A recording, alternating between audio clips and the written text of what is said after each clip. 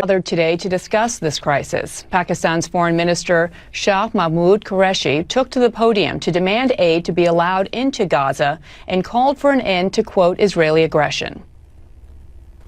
A just solution for Palestine is imperative for the maintenance of regional and global peace and security. Clearly, the onus for restoring peace rests on Israel. And the Pakistani Foreign Minister joins me now from New York. Mr. Minister, thank you so much for joining us. It has been a very busy day. From your end, do you hear any talks about a possible ceasefire coming anytime soon? I am convinced the tide is turning. I am convinced the public pressure, the pressure of public opinion is mounting, and ceasefire is inevitable. Israel is losing out. They're losing the media war despite their connections. They are losing the media war. The tide is turning. What are their connections? Deep pockets. What does that mean? Well, they're very influential people. I mean, they control media. I would call that an anti-Semitic remark. Well, you see, the point is they have a lot of influence. And they get a lot of coverage.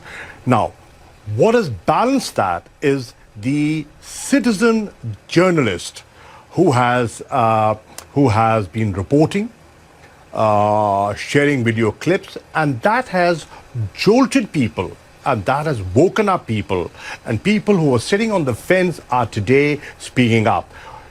Do you see how in different capitals of the world, in London, in Madrid, in Michigan, Chicago, every place from Sydney to the European capitals, people have come out and saying, put an end to this insanity. They're calling for an immediate ceasefire. Now, the Security Council has failed in forging a joint statement and coming out with a joint statement and forging a consensus.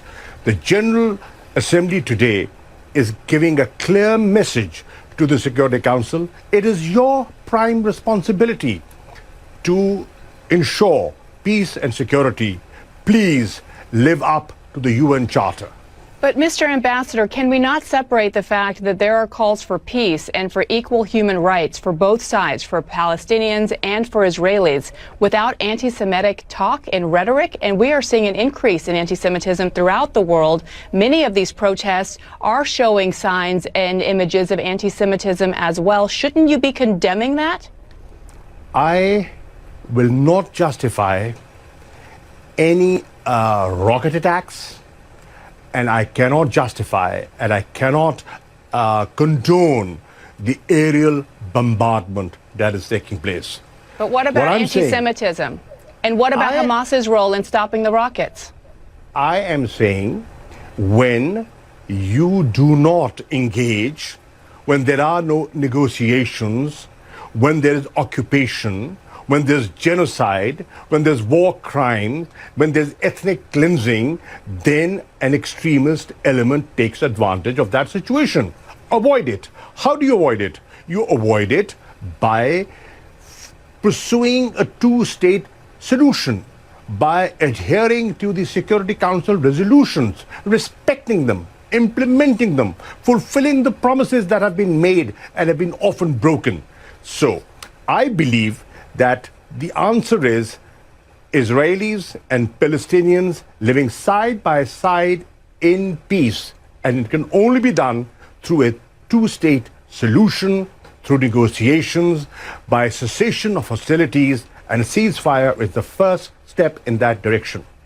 Does that include condemning anti-Semitism and condemning statements? I am not justifying any of that. You began this conversation. I am so sorry. There's so many things I want to talk to you about, but I personally am offended as a journalist. You began this conversation by saying that suggesting that Israel has, quote, close friends and powerful friends in the media. That is an anti-Semitic trope. No. What I'm saying is the perception. Look at the perception the world has. You cannot ignore that, ma'am. But that's a wrong perception. Could be wrong, but that's the perception. Negate it. Well, negate it. By giving a balanced coverage, negate it. The onus is not on those who are being accused of things that aren't true. It's on people like you in powerful positions to say that that's wrong. Well, what we are saying, what is wrong, and I'm not shying away from that. What I'm saying is, this insanity must come to an end. We must promote dialogue. We must sit and talk, and we must promote peace. Israelis and Palestinians, everybody has a right to live. They have a right to protect their children. Look at what's happening. 230 innocent people have been killed. More than 50,000 people have been displaced. 50 schools have been bombed. Hospitals have been targeted. Red Cross has been targeted. The AP office, media outlets have been targeted. And what they're saying is, okay, if you think there was Hamas presence there, why don't you have an independent investigation?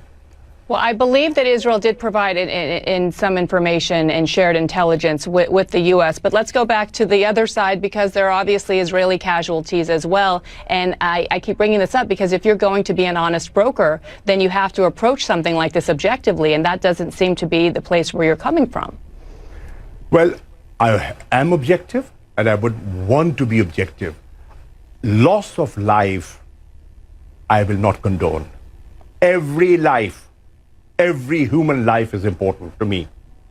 And what about you can agree, we can agree that Palestinian lives and Israeli lives are equally important? They're important. Yes, they are. So let me move on to another area, and that is the Uyghurs and the Muslim community there, and some 2 million Uyghurs. Many in the U.S. and many other countries around the world are calling their treatment genocide. And I'm wondering why we're not hearing the same from your government. Well, my government has always spoken with frankness. China is a very good friend of Pakistan. They've stood by us through thick and thin, and we have means of communication, and we use our diplomatic channels. We do not discuss everything in public. But China being your friend aside, and I know China provides a lot of aid, you can't just turn a blind eye to human rights abuses in one country when we've spent. So is something being? Are there discussions behind the scenes? Is your Prime Minister, Prime Minister Khan? Ma'am, there's always a way of doing things, and we are not oblivious of our responsibilities. So what needs to be done then? To the Uyghur community around the world that is listening to you spend a lot of time talk about human rights in Gaza, question about their same legitimacy to human rights as well. Well, we have been advocating for human rights, whether they are in Gaza or in Indian-occupied Kashmir. Look at the atrocities that have been committed in Kashmir. Does the world talk about it? How many people have talked about it? Let's be fair. Let's have a fair assessment of how much coverage has that got. Mr. Ambassador, I do want to turn to the pandemic, and we'll end. I'm not ambassador. I'm sorry, Mr. Foreign Minister. Let me turn to the pandemic and ask about the latest wave that we've seen in your country, in Pakistan. We've seen an increased number of cases there and deaths. What is being done? How alarming is that? And what does your country need to help in this fight? Biana, to begin with, Pakistan has managed, under the leadership of Prime Minister Imran Khan, the first wave and the second wave reasonably well. We're in the midst of our third wave. Now, if we draw a comparison of the situation in Pakistan and next door, look at the situation on the, what our eastern neighbors facing, there's a huge difference. There are over 4,000 casualties on a daily basis. There's no winner. I'm not pitting you against India. I'm saying that every loss of life is a tragedy. Absolutely, it's a tragedy, and we are sympathetic, and we offered help. I offered help. We said, listen, these are human lives. We're in the same region. We are willing to help. They did not respond, but our offer still stands. What we are doing is we are doing our best to bring the positivity down, and what we need right now is vaccine. We've been gifted vaccine by China. We have bought vaccine, but the vaccine that was promised to us through COVAX did not come in time. And what we need is inoculations to protect our people, the marginalized people, the paramedics, the doctors, the people who are on the front line. So that process is going on. The numbers are increasing, but we need help. Mr. Foreign Minister, thank you so much for your time. I would just ask you personally to please avoid using anti-Semitic tropes that you used at the beginning of our conversation. I think they are very... I have never been anti-Semitic, and I never will be. Okay. We'll leave it there. Thank you so much.